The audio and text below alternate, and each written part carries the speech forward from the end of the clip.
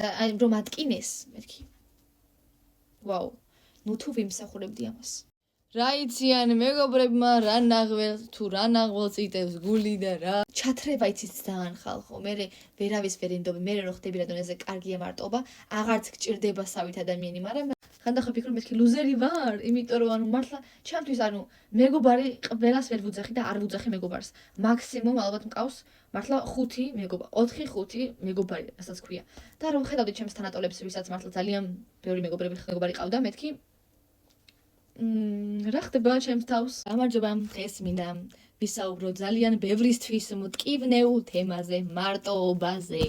მარტოობა, სხვათა შორის მინდა ვთქვა, რომ მარტოობა სხვა და მარტოსულობა სხვა. მარტოობა არის როცა ფიზიკურად მართლა ხარ, მარტო და მარტოსულობა არის შეიძლება ადამიანი იყოს თავის მეგობრებთან ახლოს, მაგრამ მაინც გრძნობდეს თავს მარტო. აი ამას ყვი მარტოსულობა. მე პატარავიან მართლა სულ ვიყავი ძალიან ესეთი რა, ბავშვი. აქტიური, საუბარშიც რა ვიცი, აქტიურობაშიც, ფიზიკურ აქტიურობაშიც, კომუნიკაბელური. ძალიან მიყვარდა ხალხი მართლა. აი, საკმაოდ რა, არ ვფიქრობდი რაღაც ცუდად და ნეგატიურად ხალხზე და ამარტო ყოფნა არც თუ ისე მიყვარდა. რა თქმა უნდა, დაიწყო თინეიჯერული პერიოდი, ასე ვთქვათ, ანუ 13 წლიდან არა. 14-13 წლიდან იყო ეგეთი მომენტი, რომ მართლა რომ დავრჩი მარტო. რატო დავრჩი მარტო? იმიტომ რომ მოკლედ, გავით ესე სამი ადამიანი ვიყავით მართლა ახლოს, მაგრამ რაღაცნაირად ეჭვიანობა დამეწყო რა, მეთქი. მაგიტომ მქონდა მიჯაჭულობა, იმიტომ რომ მე ჩემი თავი არ ვიცოდი ვინი ვიყავი რა მინდოდა, მეშინოდა. თორე კი ვიცოდი რა მინდოდა, უბრალოდ მეშინოდა რომ ცხოვრება ძალიან ისეთია და მეთქი თუ მივეჯაჭვები ერთად წავალ თქო რა, ასე ვთქვათ, ანუ არ ვიცი როგორ აგიხსნათ. მე ამ მეგობრებთან ვიჩხუბე რა და ჩამოვშორდი და მე მართლა საკმაოდ მარტო დავრჩი რა. ანუ უბანში გოგოებთანაც ჩამოვშორდი, ამათანაც ჩამოვშორდი და მერეთან რომ მიძახ, ან მახსოვს რომ მირეკავდნენ, წერდნენ ეს გოგოები რომ ანანუ გამოდი, მაგრამ არ მინდოდა მართლა. და მოკლედ იყო მართლა პერიოდი, არ ვიცი, არ მახსოვს რამდენი თვე კონკრეტულად ან დღე, მაგრამ მართლა მარტო ვიყავი, მართლა ძალიან გატეხილად ვიყავი, ესე ვიყავი რა მეთქი.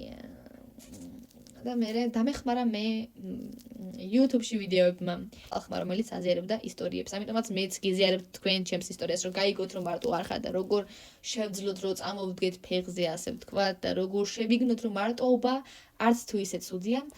თავარია არ ჩაგითრიოს მარტო. კი, კაია მართლა მარტოობა ხანდახან იცი როგორი კარგია მართლა, ვიცი. ეს ხდები, მაგრამ ანუ ჩათრება იცით ძალიან ხალხო. მე ვერავის ვერ ინდობი, მე რო ხდები რადონეზე კარგია მარტობა, აღარც გჭირდება სავით ადამიანი, მაგრამ რა თქმა უნდა რაღაც მომენტებში მე და ცხოვრების პერიოდში მე მაინც გაქვს სურვილი, იმიტომ რომ ძალიან სოციალური ადამიანები ვართ რა ჩვენ, ძალიან გვიყვარს ადამიანები, როცა ვართ ვიღაცის ერთად რა. ხდებით, ანუ მოცა მარტო ხარ, არც თუ ისე ხარ და როცა ხო გყავს გვერდით, უფრო თავდაჯერებული ხარ რა. საკმაოდ ნორმალურია ჩემი აზრით. მოკლედ ეს პერიოდი საკმაოდ, ანუ არ ვიცი, უბრალოდ ძალიან ისე ვიყავი რა. ჩაფიქრებული. მეთქი რა გავაკეთე ცუდი, მართლა რა გავაკეთე, იმიტომ რომ ატკინეს, მეთქი. ვაუ, ნუ თუ ვიმსახურებდი ამას. მოკლედ ისე მოხდა რომ აი დრომ არ მიშველა, დრო გიშველის ვარა ხალხო. მიშველა გააზრება, მიღება მაგ სიტუაციის, მიშველა რომ ვნახე საკუთარი თავი, ვნახე ჩემი ინტერესები, ვნახე მე როგორი ვარ, მე რა მინდა. გავიგე რომ ნდობა სხვის მიმართ არის საკმაოდ საეჭვო. რაღაცნაირად შევძელი ისე მართლა რომ დავიბრუნე იქ ძველი პოზიტიური ენანო, მაგრამ ნელ-ნელა იყო რა თქმა უნდა, ეგრევე არ იყო პანს მე გავიგე, რაღაც იგი აქვია ისტორიას მოვისმინე სხვისგან, ვიგზენი მხარდაჭერა და всё. მაგრამ შემიძლია ვთქვა რომ მართლა ღირდა რაც გამოვცადე და მართლა უნდა გამომეცადა რომ ყოფილიყავი ესეთი როგორიც ვარ ახლა მე. ვიცი ძალიან ბევრი ვერ გამოდის, ძალიან ბევრი იმ დონეზე იცლება, რომ დეპრესიამდე მიდის და ანუ საერთოდ თუ ადრე იყო ხალისიანი, მე აღარ ახალისიანი და ვეღარ ახალისიანი. ჩემი რჩევა იქნება, რომ მონახო შენი თავი რა, მართლა გაიცნო შენი თავი, შენ თავს დაუმეგობრდე. აი მე როცა მარტო ვიყავი, ხო? იყო პერიოდი, რომ მართლა სახლიდან არ გავდიოდი. მაგრამ მე დაუმუყამე, რომ შიში მქონდა მართლა. მე კი რა მინდა მარტო სეირნობა რა, მე ვერ ვარ, მარტო რატომ და ვისეირნო? მაგრამ მე ნელ-ნელა რაღაცნაირად დავძლია ისე რომ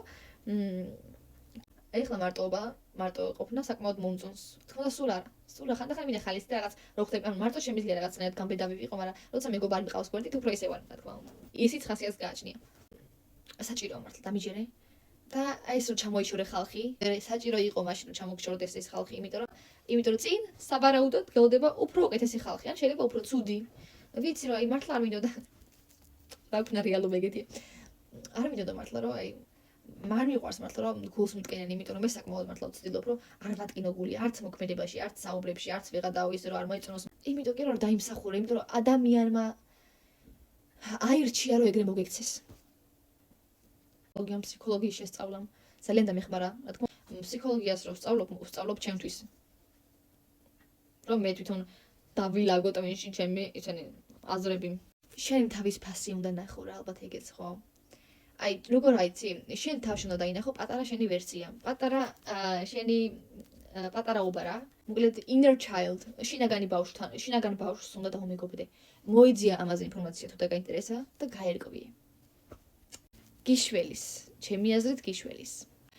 დარჩა ჩემში რომ ნდობა ადამიანების მიმართ საკმაოდ გამიქრასავით რა, უფრო ჩემ თავზე ვეყრდნობი ვიდრე სხვაზე. სანამ აი ბოლომდე არ გავიცნობ ადამიანს, მანამდე ვერ ვენდობი მართლა ხდებით, ანუ ყველა სანამ სულში უნდა ჩავხედო. გინდა მეგობარი, გინდა ურთიერთობა სერიოზული, მაგას ანუ სულ ერთია. ადამიანს უნდა ვიცნობდე საკმაოდ კარგად. ასევე ის მომენტი დარჩა რომ რაღაც პრობლემა თუ მაქვს ხოლმე არ ვფიქრობ რომ აი გაუზიარებ სხვას და რაღაცნაირად ერთად შევძლებთ ან დამოუკიდებლობა მასწავლა მაგ სიტუაციამ ასევე.